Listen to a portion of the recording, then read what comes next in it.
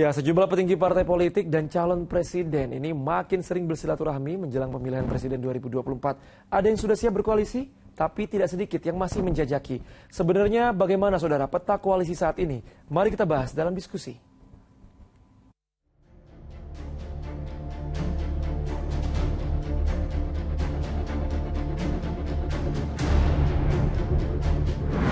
Saling rapatkan barisan jelang kontestasi Pilpres 2024 nanti, itulah yang terjadi saat ini.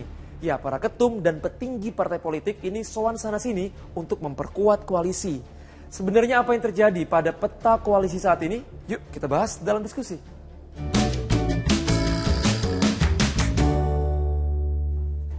Berbagai silaturahmi politik makin intens dilakukan memperkuat koalisi untuk tahun depan. Nama-nama bakal capres sudah mengerucut diusung. Beberapa partai sudah bergabung, tapi arah politik bisa saja dalam sekejap berubah. Koalisi Kebangkitan Indonesia Raya, ada Partai Gerindra bersanding dengan PKB. Sementara Golkar bersama PAN dan P3 berkoalisi dalam Koalisi Indonesia Bersatu. Tiga partai lainnya, yakni Nasdem, PKS, dan Demokrat, membentuk sendiri Koalisi Perubahan untuk Persatuan. Peta koalisi politik untuk Pilpres 2024 memang belum ada yang benar-benar final.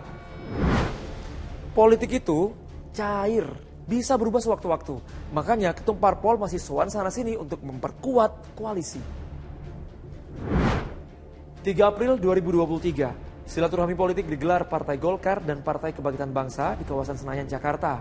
Erlangga Hartarto dan Muhaimin Iskandar kompak menyinggung kesiapan sebagai penggerak koalisi besar. Inikah sinyal-sinyal bergabungnya Koalisi Indonesia Bersatu dengan Koalisi Kebangkitan Indonesia Raya? Kita lihat saja. Malamnya, silaturahmi politik Caimin berlanjut mengunjungi kediaman Ketua Majelis Tinggi Partai Demokrat Susilo Bambang Yudhoyono di Cikeas, Bogor, Jawa Barat. Agenda politiknya tak jauh berbeda, mengajak Partai Demokrat untuk bergabung dalam koalisi besar. Namun, usai 4 mata pertemuan Caimin dengan AHY, Partai Demokrat tetap pada pendiriannya berada di koalisi perubahan bersama Nasdem dan PKS. Makin memanas, itulah geliat politik yang terjadi saat ini. Lalu bagaimana pengamat politik melihatnya? Nah, kalau kita perhatikan sekarang ini sudah terbentuk 3 poros kutub koalisi, berbentuk bisa dikatakan polanya tripolar. Pertama adalah Anies Baswedan yang sudah ada koalisi perubahan, 3 partai itu Nasdem, kemudian PKS dan Demokrat. Kemudian kedua adalah PDI Perjuangan sudah mendeklarasikan Ganjar Pranowo, dan yang ketiga adalah KIR, Koalisi Kebangkitan Indonesia Raya, yang kemungkinan besar capresnya Prabowo. Nah, 3 nama ini, Prabowo, Ganjar Pranowo, dan Anies Baswedan, adalah 3 capres potensial yang akan bertarung. Karena apa? Karena elektabilitasnya. Itu faktor yang paling menentukan. Nah, partai-partai ini, kalau kita perhatikan sekarang kan sudah mulai membentuk pengelompokan.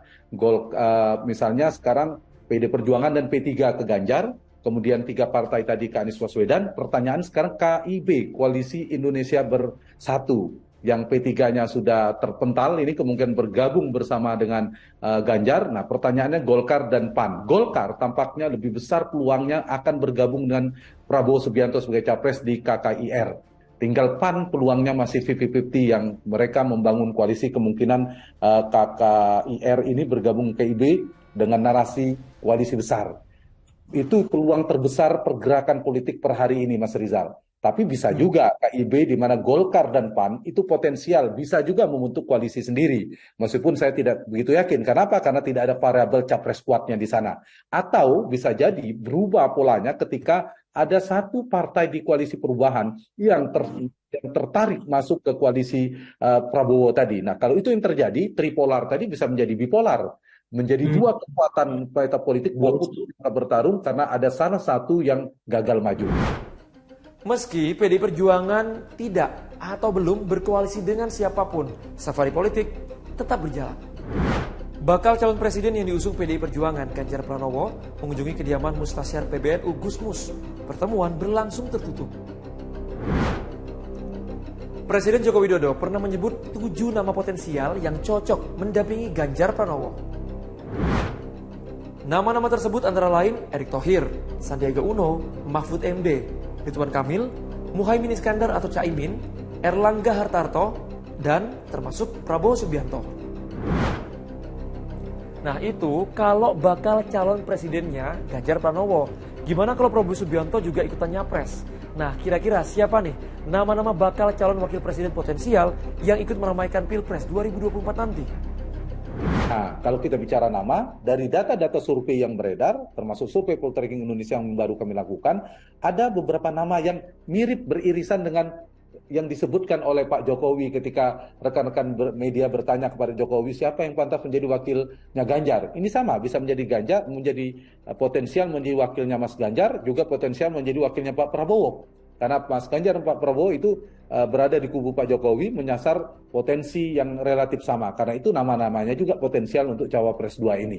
Siapa mereka? Kalau saya menggunakan urutan yang digunakan oleh Pak Jokowi, satu Erick Thohir, kedua adalah Sandiaga Uno, yang ketiga adalah Mahfud, yang keempat Ridwan Kamil. Lalu disambung Caimin dan Pak Erlangga.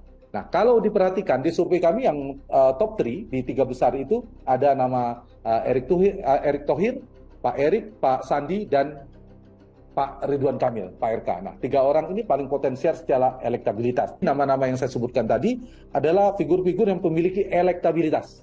Yang kedua, akseptabilitas partai. Kalau Caimin dan Erlangga jelas mereka keunggulannya punya partai. Golkar, Ketua Umum, Caimin, PKB.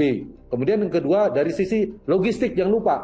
Logistik orang seperti Erick Thohir dan Sandiaga Uno itu unggul. Kita tahu mereka ada pengusaha dan memiliki logistik yang memadai untuk bertarung. Sekali lagi, politik itu cair. Jadi koalisi yang terbentuk saat ini bisa berubah sewaktu-waktu. Karena memang belum ada yang benar-benar final. Ya, memang menarik ya, dinamika politik untuk diikuti. Menurut kamu gimana? Apakah koalisi yang sekarang akan berubah? Tulis di kolom komentar ya.